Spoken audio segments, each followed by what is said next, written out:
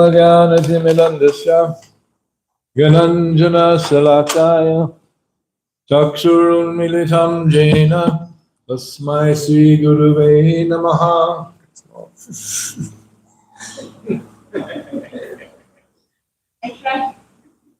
Sri Chaitanya Manobhishtam Stapitam Jena Bhutale Swayam Rupakada Mayan Dati Swapadantikam Vandeham Sri Guru Sri Juta Parakamalam Sri Gurun Vaishnavanscha Sri Rupam Sagra Jatam Sahagana Raghunatam Vitam Tam Sajivam Sadvaitam Savadutam Paridana Sahitam Krishna Chaitanya Devam Sri Radha Krishna Agana Lalita Shri Vishakam He Krishna Corona Sindho Dinabando Jagatpate Gopesha Gopika Kanta Radha Kanta Namostute Tapta Kanchana Gaurangi Radhe Vrindavaneshwari Vrishabhanu Sute Devi Pranamami Hari Priye Manchakopachubhyascha Kripa Sindhu Vevacha Patitanam Bhavanebhyo Vaishnavebhyo Namo Namaha Jaya Sri Krishna Chaitanya Prabhu Nityananda Sri Advaita Gadadhar Srivasadi Gaura Bhakta Vrinda Hare Krishna Krishna Krishna Hare Hare Hare Rama Rama Rama Hare Hare Om Namo Bhagavate Vasudevaya. Om Namo Bhagavate Vasudevaya.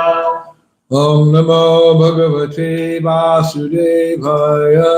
Om Namo Bhagavate Vasudevaya. Om Namo Bhagavate Vasudevaya. Om Namo Bhagavate Vasudevaya. Narayanam Namaskritya Naram Namaskritya. Naram Chaiva Narottamam Naram Chaiva Narottamam. Devim Saraswatim Vyasam Devim Saraswati Vyasam. Tato Jayamudiraye Jaya Guruvaya. Nasta Presho Bhadreshu Sadreshu Bhadreshu. Nityam Bhagavat Shevaya Sevaya. Bhagavad Uttama Shloke Bhagavati Uttama Shloke. Bhakti Bhavati Naistaki Nastiki. Hare Krishna. Today, Thursday, August 8th, 2024. We're reading from Srimad Bhagavatam, Canto 4, Creation of the Fourth Order. And now we have moved into chapter 24, which is entitled, Who Knows? Chanting the song sung by Lord Shiva.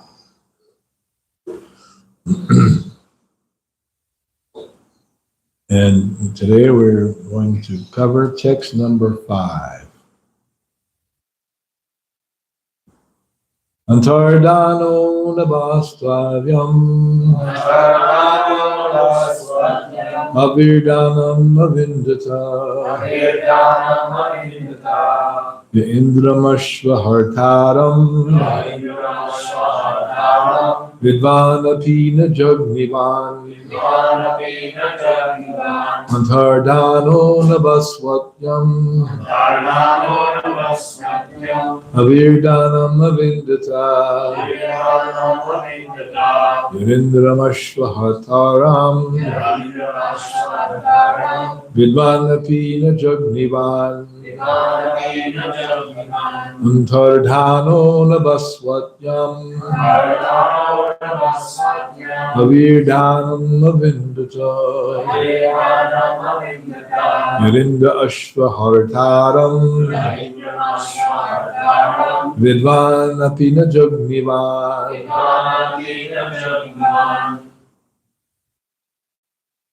Antardhano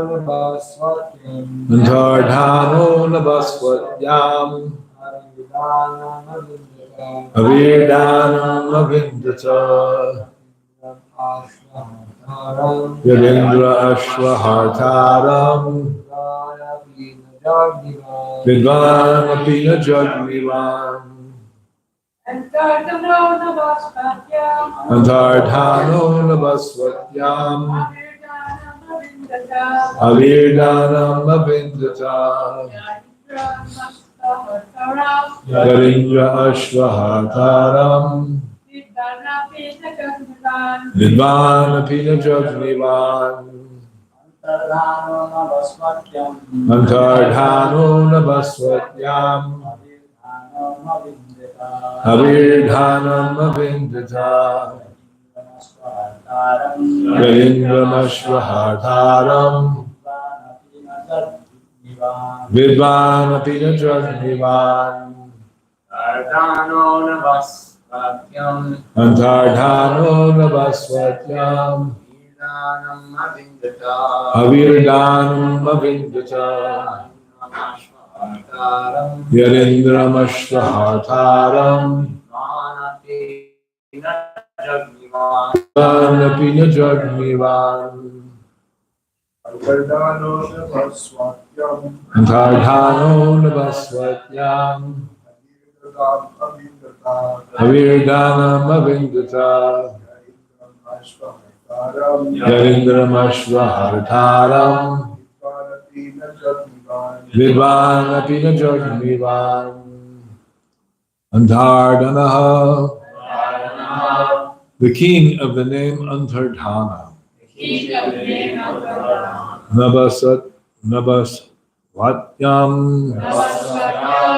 unto his wife Nabaswati. Havirdhanam, of the name Havirdhana, Avindatta, obtained, Ya, who? Indram, King Indra, Asvahataram, who was stealing the horse of his father, Vidvanapi, although he knew it, Najagnivan, did not kill. Translation by His Divine Grace, Srila Prabhupada. Maharaj Antardhana had another wife named Nabaswati, and by her he was happy to beget another son named Havirdhana. Since Maharaj Antardhana was very liberal, he did not kill Indra while the demigod was stealing his father's horse at the sacrifice. Please repeat. Maharaj Antardhana had another wife named Navaswati, and by her he was happy to beget another son named Havirdhana. Since Maharaj Antardhana was very liberal, he did not kill Indra while the demigod was stealing his father's horse at the sacrifice. Purport. It is understood by Srila Prabhupada. It is understood from various scriptures and Puranas that the king of heaven, Indra, was very expert in stealing and kidnapping. He could steal anything without being visible to the proprietor, and he could kidnap anyone's wife without being detected. Once he raped the wife of Gautama Muni by using his disappearing art, and similarly by becoming invisible, he stole the horse of Maharaj Prithu. Although in human society such activities are considered abominable, the demigod Indra was not considered to be degraded by them. Although Antardhana could understand that King Indra was stealing the horse from his father, he did not kill Indra, for he knew that if one who is very powerful sometimes commits an abominable act, it should be disregarded. In Bhagavad Gita 9:30, it is clearly stated, Api chet sudaracharo vajate mamananyabhak sadureva samantavyak samyak vyavasito hisaha. Thus the Lord says that even if a devotee commits an abominable act, he should be considered a sadhu or a pious man because of his unflinching devotion to the Lord.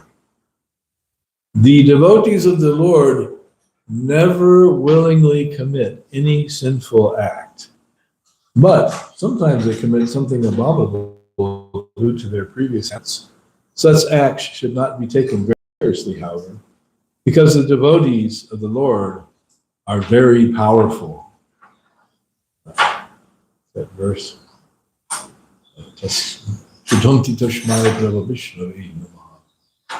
Whether they are on the heavenly planets or on this planet, if by chance they commit something abominable, it should not be taken into account, but should be overlooked.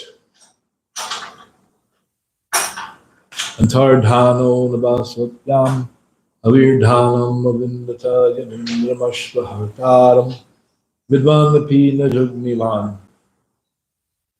Maharaj Antardhana had another wife named Nabashwati, and by her he was happy to beget another son named Havirdhana. Since Maharaj Antardhana was very liberal, he did not kill King Indra. He did not kill Indra while the demigod was stealing his father's horse at the sacrifice. Mukung karoti vachalam pandram lagayati jat kripa tamaham bandi gurum dinatadina. Do you think he should have killed Indra? If it had been anybody else, under any other circumstances, he should have killed him, according to religious principles. But because Indra is a great, powerful personality and a devotee, then he did not act against him, even though Indra was very sneaky and he was invisible and no one could see him stealing the horse. But Maharaj Antardhana did see him, but he didn't act. So there's a lot of interesting points one can derive from this set of circumstances in Srila Prabhupada's commentaries.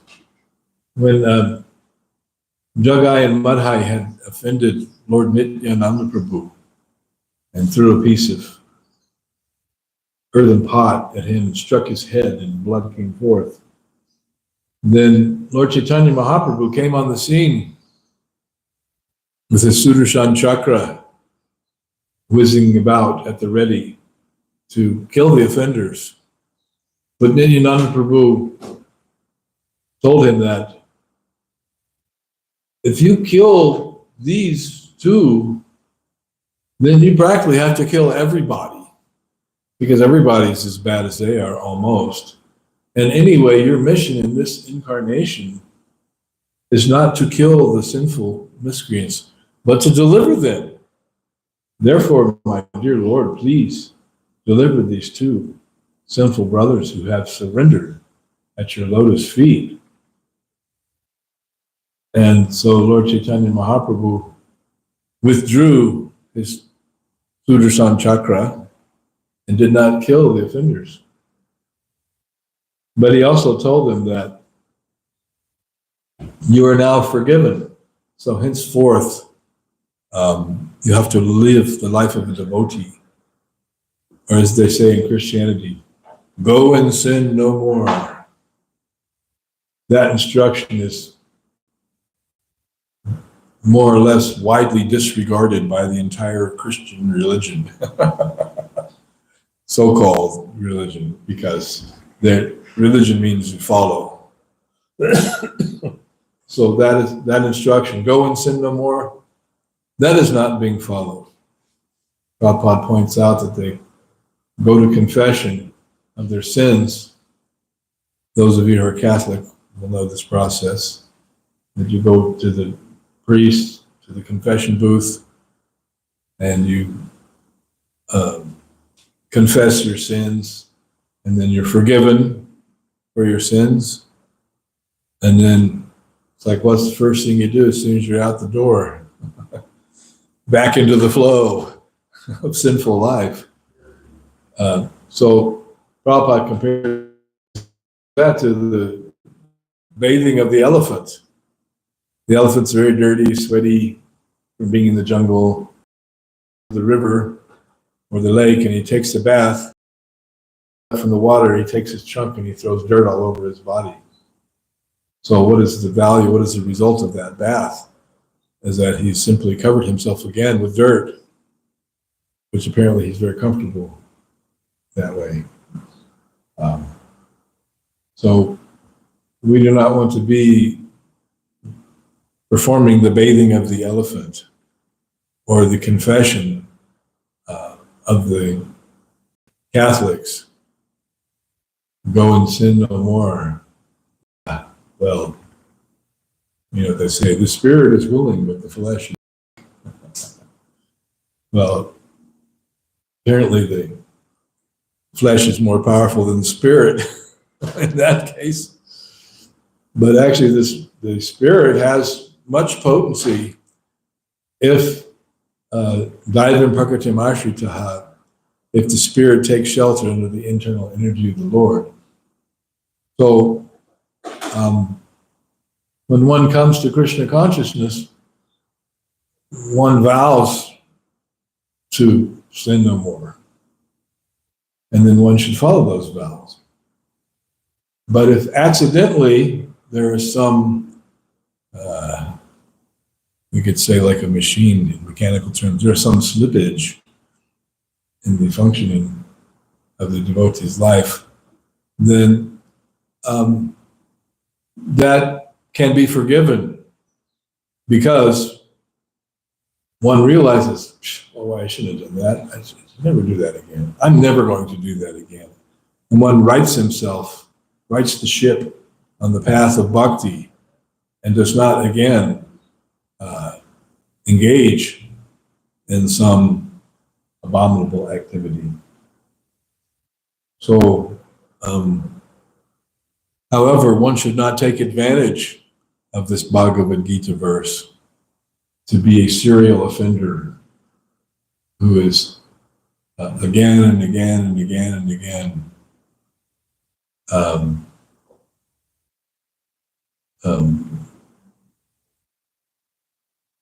not being attentive to following the practices, the prohibitions, the rules and regulations of bhakti.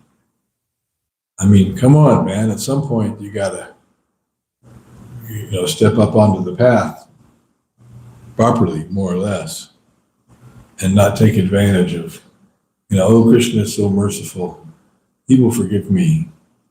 And meanwhile, scheming and plotting for the next ignominious episode. That happens, we have seen.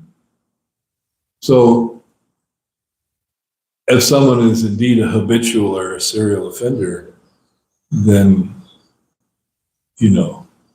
there perhaps an intervention is required. Sometimes an intervention comes in the form of what's known as a dope slap. Hey, wake up. What are you doing? Haven't you heard? Don't you understand? Take shelter of Krishna consciousness, and then that will not be a problem. But if you refuse willingly to take shelter of Krishna consciousness and eagerly and enthusiastically engage in your former sinful activities, then what can be said or done with such a person? They're on their own, more or less.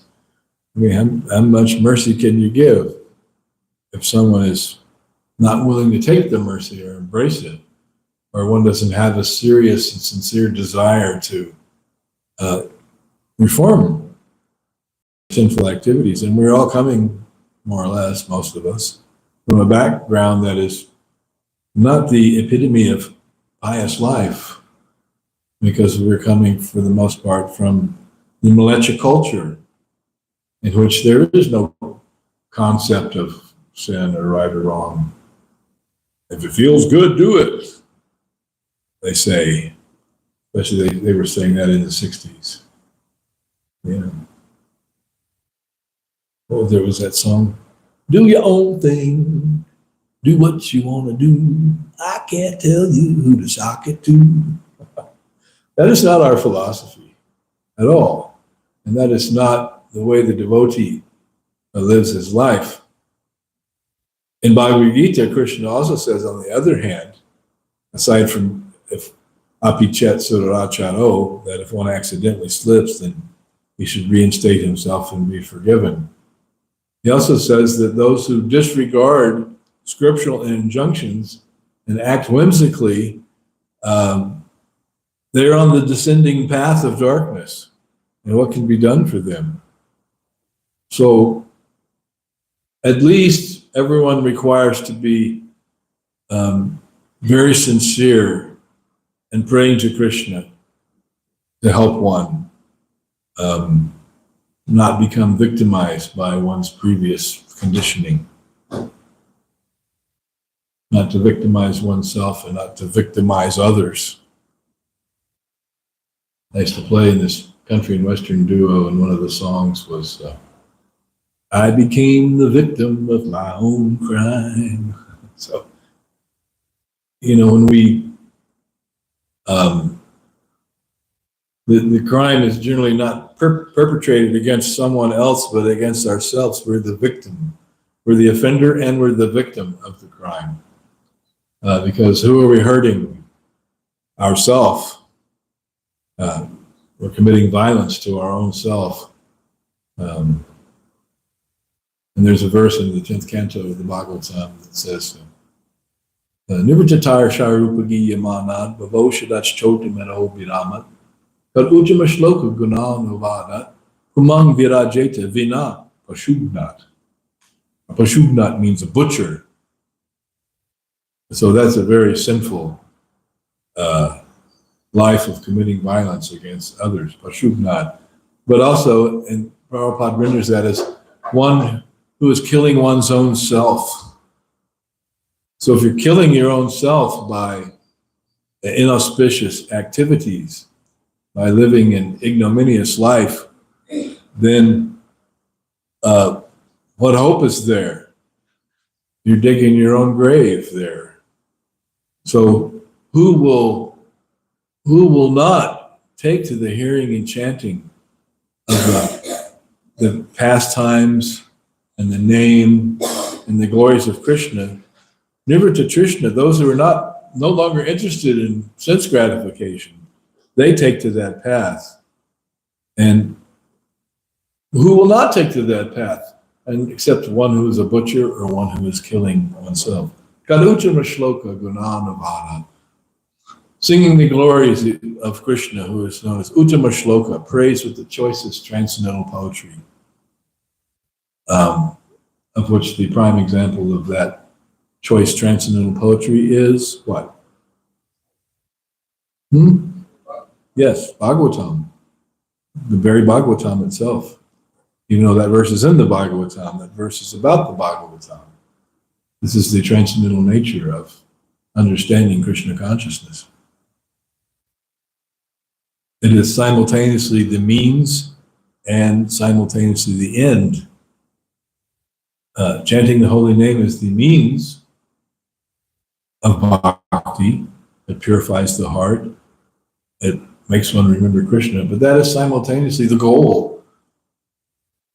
So the means and the ends are one and the same. So as soon as you endeavor to absorb yourself in the flow of bhakti, then you are embracing the means, bhakti, but that bhakti is the end also. It is the goal. It's not that there's some other goal. I'm going to become the king of heaven and enjoy sense gratification if I chant my rounds. No, it's not like that. If I chant my rounds, and we've stated this here before, Krishna consciousness produces more Krishna consciousness. So the more you imbibe and participate and practice Krishna consciousness, then the more the way of Krishna consciousness opens up to you, and you become more inclined to do that. Similarly, the less you partake of bhakti, then that Maya consciousness, that patantyadha, that takes one down the path of darkness. Mahat sevam dwaram ahur vimuktes. That the dwara ahur vimuktes, the door of liberation, is flung wide open for those who engage in Mahat sevam, serving the devotees. And on the other hand, Bhagavatam is very nice at giving contrasting examples. Tamodwaram, Yoshita Sangi Sangam, that the path to hell, tamo, darkness, tamodwaram, dwaram means door, like dwaraka, dwaram. Tamodwaram Yoshita Sangi Sangam, those who are interested in sense gratification and associating with others who are attached to sense gratification, especially by enjoying the opposite sex, then the path of hell is similarly fully obtainable without impediment. So we have to make the proper choice. And indeed, those who are very strict and fanatical, you could say, a little bit fanatical, know that at every moment we're faced with choices.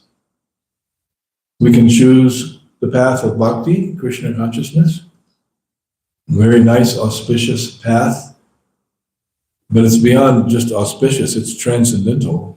It's beyond material auspiciousness, but it is very auspicious. It is the most auspicious thing for the living entity is to chant the holy name and engage in the service of the Lord. What is that verse? Harer Namanukirti. Etan Nirvid, I know you know that verse. Etan Nirvid Yamanana Michitam Makatobayam.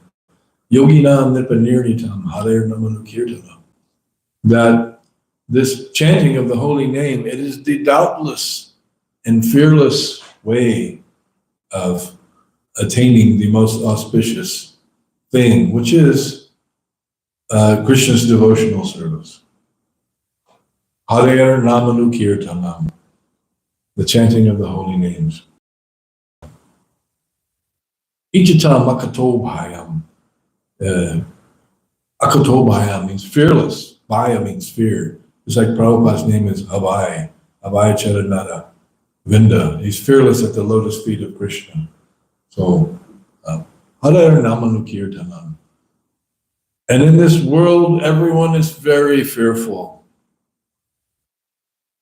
We are all filled with fear for different things. We're fearful about our finances or our security or our material happiness. Just like the bird when it is pecking at the ground for food, generally speaking, that bird is looking around to make sure that a bigger bird is not coming to eat him. Of course, our birds in the cage here, they're pretty fearless while they're eating. Of course, perhaps one peacock may worry that that big white turkey is going to come and push me out of the way while I'm trying to eat. But for the most part, they're not fearing for their lives like ordinarily, jivo jivasya jivanam, one living entity is food for another. So one may be eating the little fish, may be eating the tiny microscopic organism, but right behind that little fish is another bigger fish with his mouth open right behind him, coming to swallow him up while he's taking his food from some other living entity. So that's called jivo jivasya jivanam. That one living entity is food for another. But on the path of bhakti, one becomes fearless. And that was one time asked to Srila Prabhupada, what is a symptom or what is the result of Krishna consciousness? You become fearless. You're no longer afraid. Just like a little child, off by himself, he may be fearful, afraid, but then when he's standing in the shelter of his mother's skirt, he's fearless because she will protect me. She's big mommy. She's got it together. She'll save me. So I can do anything because she's there. But when one is taking shelter of the skirts or in the lap of the witch called Maya, that is not the case. And there is no fearlessness there. And then sometimes one may have no fear, supposedly, but it's just foolishness. Like I knew a guy, and he had this pet hawk. And so one time he took the hawk out to fly, and the hawk wouldn't come back. He went up on a telephone pole. It's out in the countries. And so he was a kind of a crazy guy, kind of fearless, right? So he climbed up the telephone pole to go get the hawk, and he got electrocuted and fell down dead. One can only imagine his next birth. Go, go, go. And he was one of the people in our social circle, but he was known to be a nut, and he was so attached to that hawk. But that hawk was his very death. So his fearlessness was foolishness. It wasn't actual fearlessness at all. He should have been very careful about climbing that telephone pole because, hey man, there's like electrical wires up there carrying, high voltage, danger, warning, high voltage lines. Yeah, I wouldn't have climbed up in that telephone pole. I wouldn't have had a pet hawk either. I mean, consider that very bizarre. I might have had a cat, or something. Cat that lives on the front porch, but not a hawk. And to feed it meat and all these things. So that kind of fearlessness is foolishness. He was crazy. He was an idiot. He did many crazy things. That was just one of them. I had some other crazy friends. Another boy lost his life on a motorcycle, and he, like some of the headlight didn't work on the motorcycle. He rigged up a flashlight with a bungee cord on the front of the motorcycle and went out riding at night very fast and got killed. So, yeah, he wasn't afraid. He was just crazy. So, not being careful. So one should not be that kind of fearless. But real fearless means that one is taking shelter at the lotus feet of Krishna, and one is assured that Krishna is one's maintainer and one's protector. Those are two of the items of Sharanagati, the sixfold process of surrender. That's described by Srila Sanatana Goswami and further elaborated in the songs of Srila Bhaktivinoda Thakur.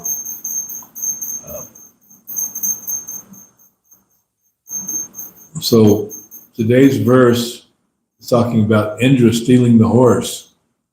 Well, Indra's kind of well known for doing different things. He picked a couple of fights with Krishna. He's supposed to be Krishna's devotee, right? But when he saw that the sacrifice that the villagers of Vrindavan normally offer an annual sacrifice to Indra was diverted to worshiping Govardhan Hill, he overreacted and became very mad. I'm going to show them. And he called the Samvartika clouds. Samvartika clouds, come. Devastate this Vrindavan with rainfall and thunderstorms. And he said, I'll show them. But then Krishna showed him.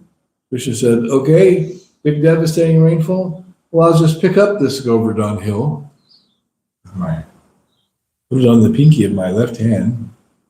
And then all the inhabitants of Vrindavan, the cowherd men, the cowherd women, the cowherd boys, the gopis, the cows and the calves, can take shelter under the hill. It's pretty big. It's not just like a little umbrella, golf umbrella, maybe one or two people. No, the whole Vrindavan took shelter for 7 days under the Govardhan Hill while the Samvartika clouds rained down in buckets and torrents and rivers of water. And then Indra was defeated. His power was usurped because Krishna was more powerful. Krishna counteracted whatever power Indra had. And then Indra realized, wait a minute, he defeated me, he's more powerful than me. I committed a big offense. And then he went and offered his prayers of apology, bringing the Sarabi cow before him, who showered Krishna like an abhishek with the milk from the udder of the Sarabi cow.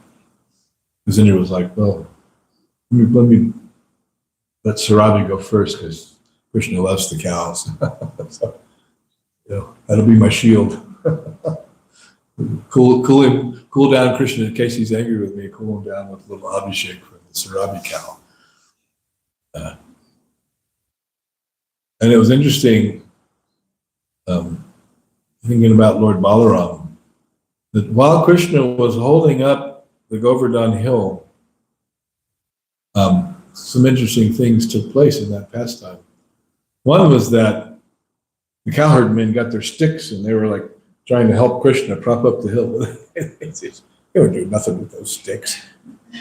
Krishna has his mystic power. He's holding up the hill with his potency. And, he had to put a stick up there. That's not going to do anything. But while Krishna was there holding the hill, he was checking out the gopis. And then when he was checking out the gopis because they're so beautiful, and Krishna's, of course, they're the greatest devotees, they're Krishna's lovers. And he's so pleased with their service. And he's looking at the gopis, and they're so beautiful. And then his hand trembled a little bit. And Balaram was checking Krishna out, checking the gopis out. And he saw that, and he smiled. And then Krishna looked over at Balaram. Balaram was smiling. And Krishna, well, Balaram knew what happened. Because he's also the Supreme Personality of Godhead. Prabhupada says that there's no difference between Krishna and Balaram except for their color, their bodily complexion, and their dress, because he's the primary expansion. And this we'll get into on the Balaram Jayanti, which is coming up on the 11th, is that what it is? 19th, yeah. Yeah, 11th is next Sunday. The following a week Monday from that. So, Indra was defeated thoroughly by Krishna. And there was another incident later on when apparently Narada Muni had brought some Parijata flowers from Indra's garden in Swarga and given them to Krishna to offer to his wife. So Narada Muni is always trying to stir things up. So Krishna gave the flowers to Rukmini. And then Narada Muni went and told Satyabhama that Krishna had given the flowers to Rukmini. She became a little jealous. Then there was the opportunity came to visit the heavenly planet. So Krishna took Satyabhama, and they were received by Indra and his wife, Sachi, and given gifts and presentation. And then they went to Indra's garden, and there were many wonderful things in that garden. It's, heavenly planets. It's nice up there. It's really beautiful. It's better than any, golf resort or, hotel complex with swimming pool. And they have that thing, the lazy river that goes around. You get on the inner tube and you float around. And it's like a little canal called a lazy river. But it's way better than that kind of stuff. And in that garden was the Parijata tree. And the Parijata has these very beautiful white flowers. Satyabhama, she had already heard about from Narada Muni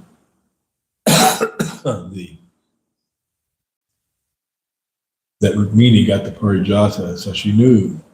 And she didn't ask Krishna to get her the flower. She said, I want the tree. But the Parijata actually came from the churning of the milk ocean. When the demigods and the demons churned the milk ocean, there were many wonderful things produced from that churning. One of which was the poison. What's it called? Hala hala. Poison that Lord Shiva drank, and because only he was powerful enough to absorb the effects of that poison. And then his neck turned blue because he drank that poison and held it within himself. And therefore he's known as Nilakanta, blue-throated one. So that poison was one thing that was produced. Another thing that was produced was the nectar, which the demigods and the demons worked together cooperatively to produce through that churning process. But the demons wanted to take the nectar and enjoy it for themselves. And then guess who came along? Mohini Murti, the incarnation of the Lord in the form of not just a beautiful woman, but the most stunningly beautiful, irresistible, fabulous woman that anybody ever seen. Blindly trusting a beautiful woman to be fair and just. And so Mohini Murti took the pot of the nectar and she gave it to the demigods because they're her devotees, and deprived the demons. The demons were cheated by her, just as an ordinary man is cheated by a beautiful woman. He's trying to get something from the beautiful woman, but the beautiful woman knows how to cheat him. That's because she's wily like a fox. And she can manipulate him. This is the history of human civilization is replete with such actions.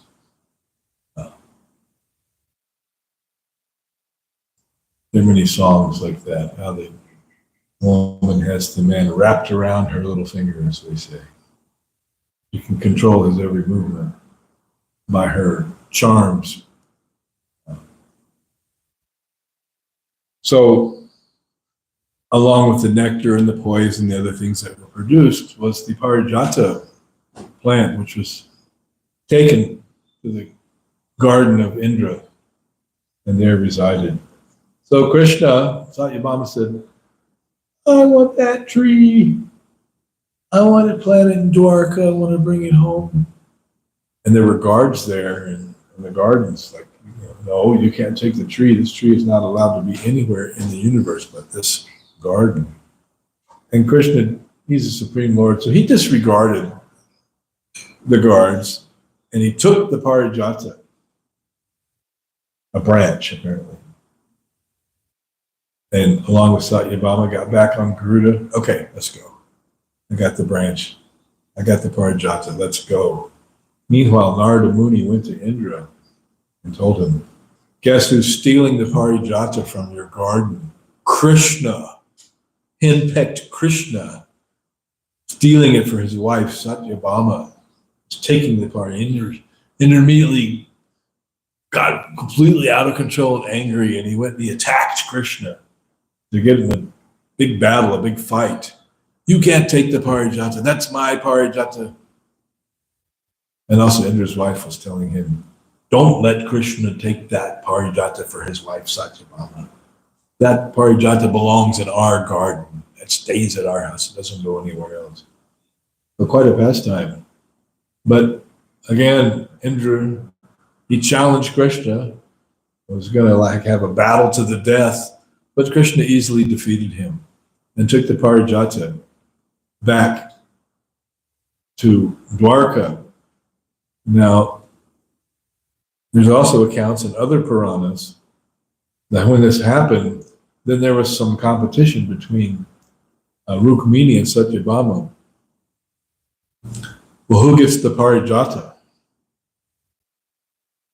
Satyabhama wanted the tree, and Rukmini wanted the flowers. So Krishna expertly arranged to plant the Parijata between their palaces so that the tree was leaning into Satyabhama's courtyard, but the flowers were falling into Rukmini's courtyard. Because he's Krishna, he can do many things with his potencies. And so again, Indra was defeated, although he committed a great offense by challenging Krishna to fight.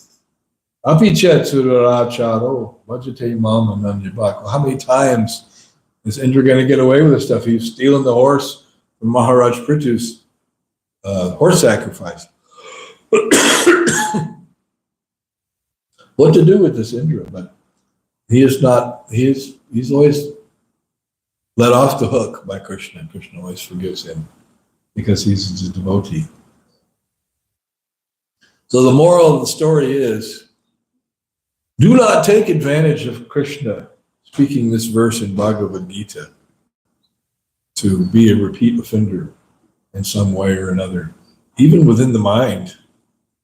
But what to speak of with the body and the words and the activities. Do not tempt the fates.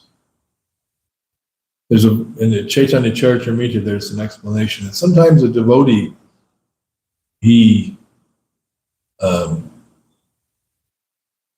approaches Krishna through prayer or within his mind to let him have some particular type of sense gratification, some enjoyment, some material desire.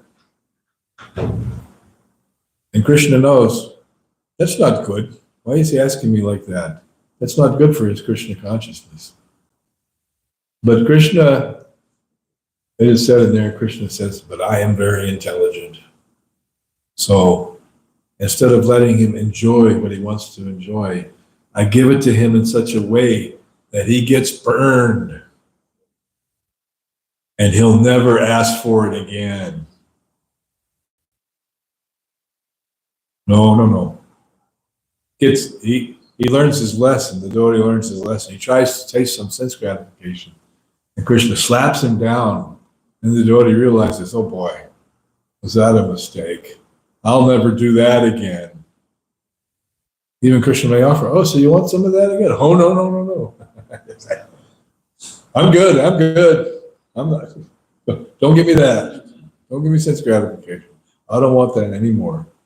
I can see that's bad. He gets some bad reaction when he gets what he thinks he's going to get, what he's going to enjoy. But it's no good. So he doesn't ask Krishna again. All right, I learned the lesson. Once burnt, twice shy. So we should learn our lessons. If we're really intelligent, we should learn by hearing. If we're not so intelligent, then we learn by touching and getting burned. Okay, don't touch again. And if we're really stupid, we try to get it again. Try to go for it again. Try to grab it.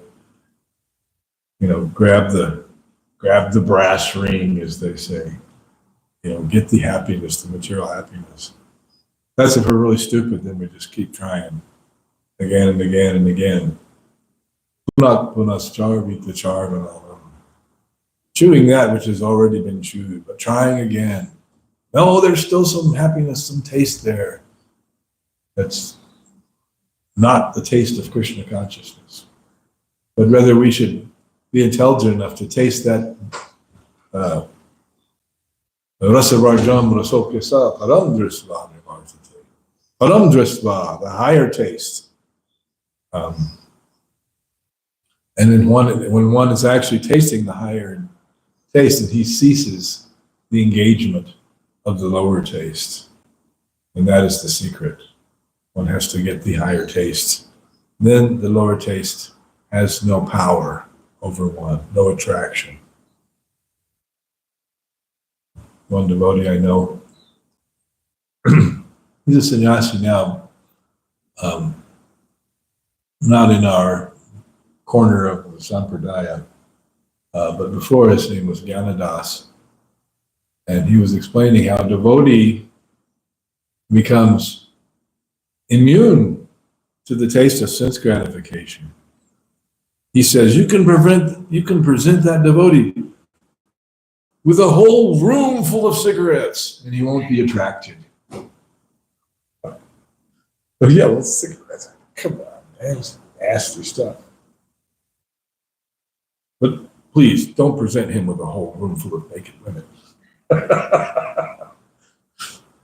So we all have our limits, right? So, but the room full of cigarettes, it has no power over the body. It's like, I mean, you see someone in there smoking, and you're thinking, yeah, it stinks. It's nasty. It's horrible. The brown stain on the finger, and the teeth are stained, and it's like coughing, and like, who would want to do that? That's horrible.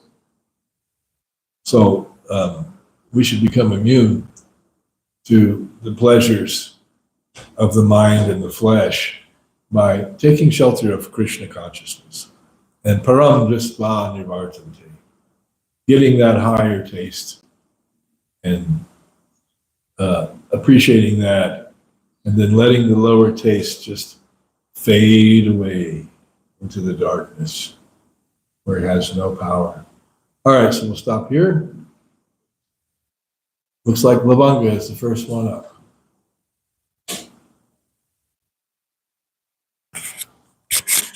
Concerning Satyabhama and Rukmini, do you know who each one is an expansion of? Because I can't remember exactly, but I was told Satyabhama was in the mood of Radharani and Rukmini was in the mood of Chandravali, but I can't remember exactly. I cannot speak to that. Okay. I cannot speak to that, nor quote a source. So, That pastime is such a nice pastime. Meeting Satyabhama and Krishna, because it's like that's the ultimate date night. You know, Krishna gets on. Let's get on Garuda, and before we go to the heavenly planets, I'm gonna sit on my Garuda and kill the Mora demon, and then fight with Bhaumasura, and then from there we're gonna get the earrings of DT back, and then fly to the heavenly planets and steal the Parijat flower. It's just a real fantastical, night out in the town. Yeah, night out on the universe. Ladies need to expect more, I think. How come being devotee, like Indra being devotee of Krishna, challenged Krishna? I mean, I don't understand. Yeah, that's very interesting. It comes under the heading of Leela. Krishna likes to fight, so sometimes he fights with his devotee. All right, Indra, come on, let's see what you got. So it's all Krishna's Leela, you mean? Okay. Although Indra's not without fault in his things, but still, it's all an arrangement to expand Krishna's glories through his Leela. Because he doesn't kill Indra, he forgives him, and Indra lives to figure out another way. Because Indra's like very tricky with his powers of sneakiness and disappearing and such things. He can get away with stuff. At least he thinks he can get away with it. But he gets caught. Therefore, his body is covered with eyes, as was mentioned in class the other day. He's lucky they're eyes. Seriously. To Mataji's question here. In Miami, Prabhupada told us that you don't find devotees like the 6 Goswamis on the heavenly planets. And then Prabhupada quoted Bhogaishvarya Prasaktanam, in the minds of those who are too attached to sense enjoyment and material opulence, and who are bewildered by such things, the resolute determination for devotional service to the Supreme Lord does not take place. So Indra, he's a devotee, but he's really attached to serving in opulence like that and having sense gratification. He's not as exalted as Shad Goshai. Yeah, there's Sakama and Akama. Yeah. Or Naishkama. Sakama means a Sakama Bhakta is a devotee with plenty of desires for stuff, arrangements in the material world. And the Naishkama devotee, Swamakinchana Gochanam. He doesn't care for anything. He's not attached to anything except Krishna's service. He's only attached to Krishna's service. And that means building an opulent temple. That is for Krishna's service. Bhaktisiddhanta Saraswati did that. Srila Prabhupada did that. And hopefully we will do that too. That is the plan. So Indra, what was I going to say? Anyway, I have a question though about, Prabhupada really leans on this Apichet verse in this purport after explaining that when you see great personalities doing something that's normally abominable, you shouldn't criticize them. Tejiya sang the doshaya. You shouldn't. For the powerful, you can't find fault, dosha. So I was surprised how heavily Prabhupada leaned on that, not just for those people, but then he's talking about later in the purport about a devotee, he's to be considered saintly. It's just due to past habit, sometimes. Now, this verse has been infamously invoked by people to justify in ISKCON. The verse is supposed to be invoked by those who are forgiving, not taken advantage of, invoked by those who require forgiveness. Yeah, that's true. There's a difference. Yeah. Oh, Prabhu. Yes, I know I'm fallen, but Apichet Siddharaja. Right. No, it's not you claiming that verse as your cover. But if we see someone, and then we can forgive and say Apichet Siddharaja. So there's a big difference. Who is quoting the verse and what is their reason? Yeah, that's true. Not that it's a cover for, oh, I did something wrong. Well, you know, Prabhu. Yeah. I've been using that verse for a long time. That's a great verse. That's my favorite verse. Okay, good. Thanks. All right, so we'll stop here. Thank you all very much.